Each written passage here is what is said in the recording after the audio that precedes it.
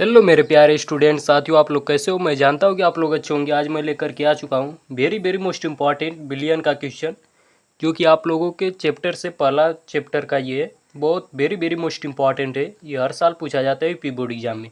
इसे मुलरता ये सब भी आता है, तो सबको नेक्स्ट वीडियो में लेकर के आऊँगा। लेकिन अभी आप लोग देख लीजिए बिलियन का, और एक कापी कलम लेकर के ही बैठिएगा। और इसका अगर PDF चाहिए तो मेरी टेलीग्राम चैनल पर मिल जाएगा, उसका लिंक मैं डिस्क्रिप्शन बॉक्स में दे दिया हूँ।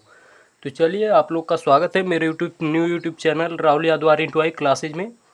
तो हम लोग पहले देखेंगे बिलियन की हेडिंग को, उसका परिभाषा क्या होता है। बिलियन यह समांगी मिश्रण है जिसमें दो या दो से अधिक पदार्थ एक समान रूप से मिश्रित होते हैं। बिलियन में जैसे आप लोग चीनी का घोल बनाते हैं, तो चीनी में भी एक से दो पदार्थों को मिलाते हैं ना, उसमें भी चीनी हो गया, पानी हो गया, तब जा कर के वो रस बनता है। उस प्रकार से, और इसमें मुख्यतः दो घटक भी होते हैं। बिलियन में कितने घटक होते हैं? दो, एक विलायक, विलेय। तो इसको भी हम लोग देख लेते हैं बिलियन के घटक में। तो ये हो गया विलेय, जिसमें होगा वह पदार्थ जो बिलियन में घुलता है। वह पदार्थ जो बिलियन में घुलता है, जैसे नमक और चीनी पानी में घुलते हैं ना, नमक को या फिर चीनी को, तो उसी को एग्जाम्पल में लिख दीजिएगा। या फिर विलायक पूछेगा तो विलायक में लिखेंगे वह पदार्थ जिसमें विलेय घुलता है। विलेय विलायक में घुलेगा, या फिर विलेय में नमक चीनी को घोल एग्जाम्पल में लिखेंगे। तो इसमें विलायक का एग्जाम्पल में उदाहरण होगा पानी या फिर अल्कोहल। ठीक है। अब विलयन के प्रकार को देखेंगे। विलयन के प्रकार में लिखेंगे विलेय और विलायक की अवस्था के आधार पर। ठोस में ठोस तो मिश्र धातु हो जाएगा, एग्जाम्पल पीतल, तांबा प्लस जस्ता।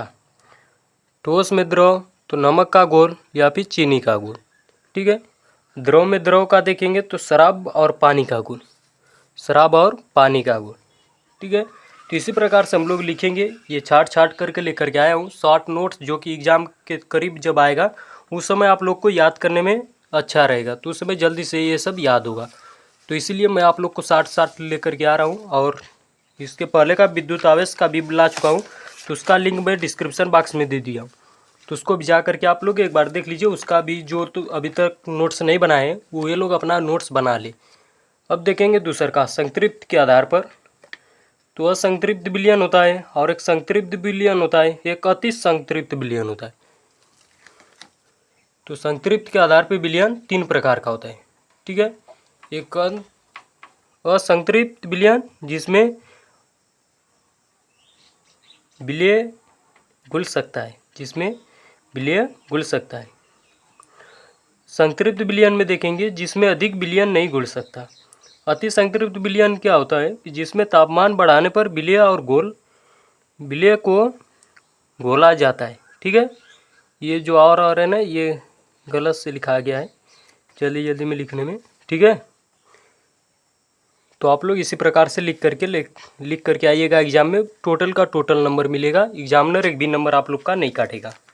और इस बार का आप लोग को पता ही होगा रिजल्ट कितना ख़राब गया है सभी लोग का, तो उसी हिसाब से पढ़िए कि आप लोग का अच्छा बने रिजल्ट इस बार।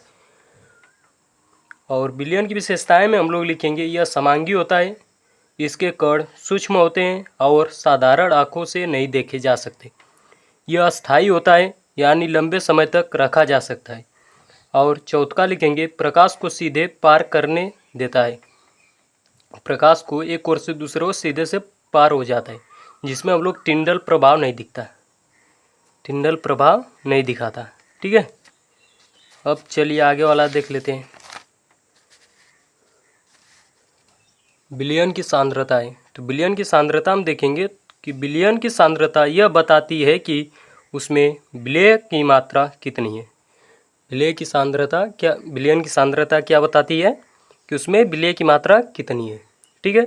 और नेक्स्ट वीडियो हम लोग की फिर से आएगी इसी हफ्ते में, प्रतिशत सांद्रता की, मोलारता की, सामान्य सांद्रता की, ऑल टॉपिक कमिंग सून, सूत्र सहित परिभाषा भी। ठीक है। तो आप लोग तब तक इसको रिवीजन करिएगा और याद करते चलिए, क्योंकि हम लोग क्या है ना, एक साथ ही अगर लिखवा दूंगा ना तो आप लोग को याद भी करने में प्रॉब्लम आएगी। इसलिए थोड़ा थोड़ा करके लेकर के आ रहा हूँ कि आप लोग का शॉर्ट नोट्स भी तैयार हो, आप लोग रिवीजन भी करें, जो कि याद हो जाए माइंड में, और आप लोग का आगे प्रॉब्लम ना हो। एग्ज़ाम में तो हर एक क्वेश्चन आए और उसको देखते ही क्वेश्चन का आप लोग का आंसर आने लगे और लिखना आप लोग स्टार्ट कर दे, देखे ना किसी को। ठीक है, तो चलिए फिर मिलते हैं नई वीडियो के साथ। तब तक आप लोग अपनी पढ़ाई इसी तरह से जारी करिए, और जो लोग अभी हमारे चैनल पर नए हैं वे लोग लाइक कमेंट और सब्सक्राइब कर दीजिएगा। और आपके अगल बगल जो भी तैयारी कर रहे हैं उन लोगों को ये इस वीडियो को शेयर करिएगा। जय हिंद, जय भारत।